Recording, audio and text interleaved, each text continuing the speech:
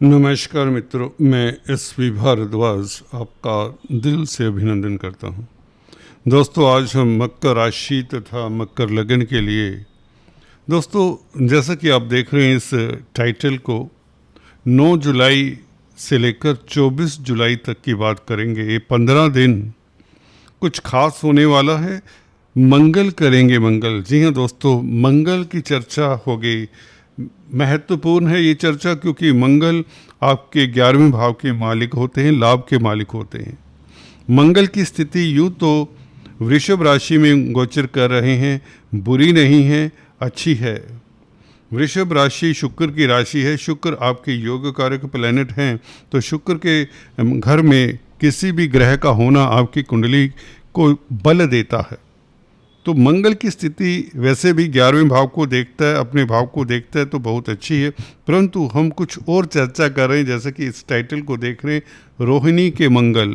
जी हाँ दोस्तों, रोहिणी नक्षत्र में मंगल 5 जुलाई से प्रवेश हुए थे। परंतु कल से खास बात ये है कि ये मंगल रोहिणी नक्षत्र के दूसरे चरण में प्रवेश कर जाएंगे। कहने का मतलब चंद्रमा का ये नक्षत्र है और चंद्रमा D9 चार्ट में नवमांश में शुक्र की राशि में होंगे, वृषभ राशि में होंगे, जिसमें चंद्रमा उच्च के होते हैं। तो मंगल का संबंध दोस्तों चंद्रमा से 5 जुलाई से बन चुका है, परंतु जो महत्वपूर्ण समय आ रहा है वह 9 जुलाई से बनता है, जब चंद्रमा उच्च के होंगे, नवमांश में होंगे और मंगल रोहिणी से प्रभावित होकर, चंद्रमा से प्रभावित होकर आपको किस तरह का फल देते हैं इसके ऊपर टिप्पणी करते हैं। दोस्तों, आप लॉन्ग टर्म प्रोजेक्ट्स के ऊपर सोचना अब शुरू करेंगे। हालांकि विचार आज से भी आ रहे होंगे, क्योंकि जैसे जैसे आप नज़दीक पहुंचते हैं 9 जुलाई के, तो उस तरह का मानस पटल बन जाता है। थिंकिंग सिस्टम इंसान का उस तरह का हो जाता है। ये ग्रह चंद्रमा, बुध इत्यादि ये ग्रह बहुत जल्दी घूमने वाले ग्रह हैं। चंद्रमा तो 2.25 दिन में राशि चेंज कर लेते हैं, तो ये पहले से ही प्लानिंग बना देते हैं। आपने करना क्या है, कर क्या रहे हैं, इस तरह के विचार आ रहे होंगे अपनी कंपनी को लेकर, अपने बॉस को लेकर, अपने काम को लेकर, व्यापार को लेकर, कर्जे को लेकर। जी हाँ दोस्तों, बिजनेस को लेकर, लाभ को लेकर, क्योंकि 11वें भाव का मालिक है मंगल और संबंध बन रहा है 7वें भाव के मालिक के साथ, बन चुका हुआ है यूँ तो। और लाभ की स्थिति, अच्छी स्थिति, जो कि घटनाक्रम तो 5 जुलाई से आपके लिए बेहतरी के लिए हो रहा है।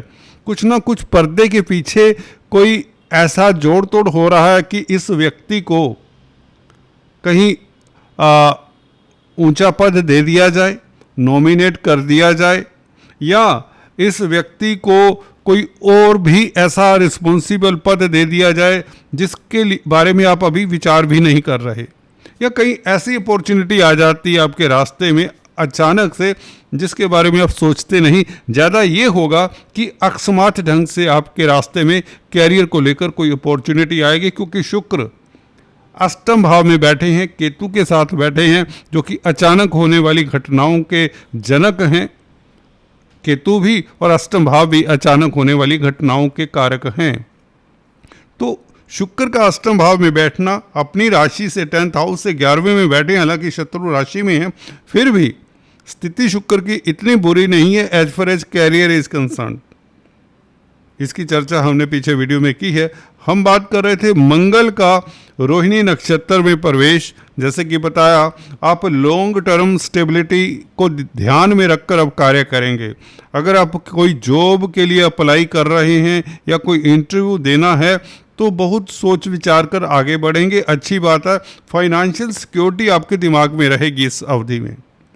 रुपये पैसे को, अर्थव्यवस्था को बहुत ज़्यादा इम्पोर्टेंस देंगे, अच्छी बात है, और उससे लाभ भी होगा।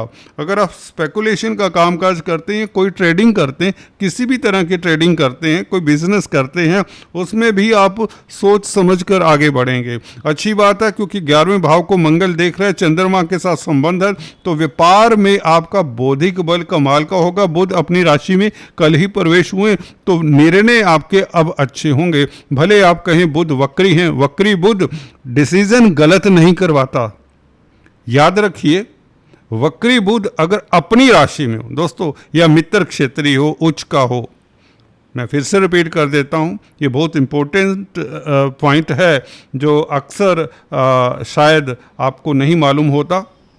जब बुध वक्री हो तो ये नहीं कि बुध आपसे गलत डिसीजन करवाएगा, नुकसान कराएगा ट्रेडिंग में, ऐसा कतई नहीं है।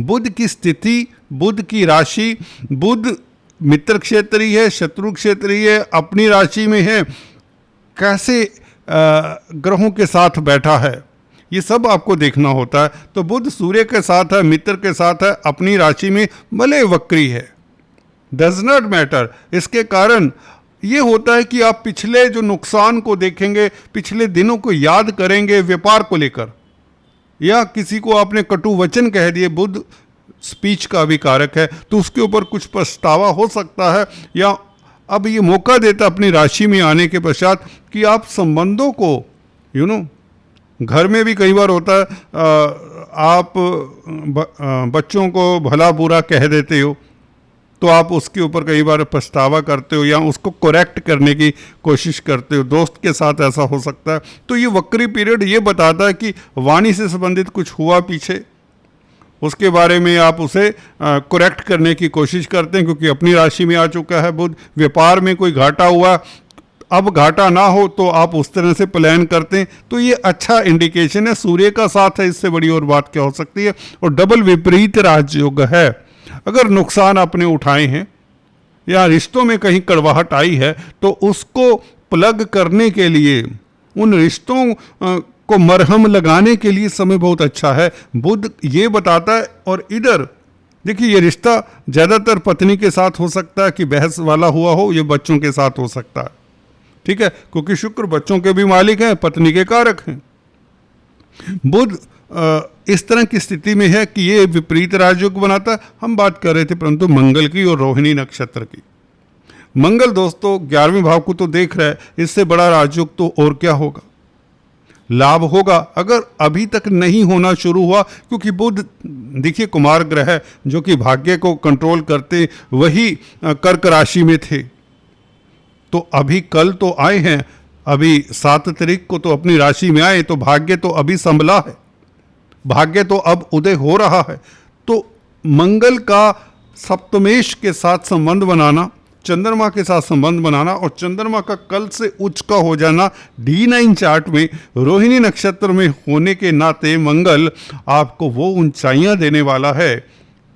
कब तक रहेगा द्वितीय चरण में मंगल रोहिणी नक्षत्र के? 14 जुलाई तक, बल्कि 24 जुलाई तक भी पीरियड आपके लिए बेहतर है। उसके पश्चात मंगल तो अपने ही नक्षत्र में होंगे, मृगशिरा में, तो इवन देन मंगल बुरा नहीं होंगे। ये लाभ का यहाँ से बिगुल बजता है। धन की स्थिति बेहतर होने का इंडिकेशन प्रबल है, खासकर ये कल से 9 जुलाई से। 9 जुलाई से व्यापार में कोई बड़ी डील मिल जाए आपको, आपकी अर्थ की स्थिति बेहतर हो जाए, रोज़मर्रा की आमदन बढ़ जाए, अदालती मसलों में आपकी विजयश्री, कर्जे को लेकर कोई परेशानी है उसका कोई रास्ता निकल आता है। कई बार होता है धन इमीडिएटली नहीं आता, परंतु कोई सिल्वर लाइनिंग, तनावों से आप मुक्ति पाते हैं। 100 बात की एक बात, you find out some way out from the your present, जो भी हालात हैं जिसमें आप फंसे हुए हैं उससे निकलने का एक रास्ता मिल जाता है मेरे भाई। कोई मेंटोर, कोई गाइड, कोई एस्ट्रोलॉजर, कोई टैरो कार्ड रीडर, या घर में ही कोई या कोई एक्सपर्ट, कोई दोस्त मित्र आपको ऐसी सलाह दे देता है या इवन मदद कर देता है। आप धन चाहिए तो धन मिल जाता है, कर्ज से कर्ज मिल जाता है। तो ये शनि की दृष्टि भी मंगल के ऊपर यही बताती है कि धन तो आने वाला है।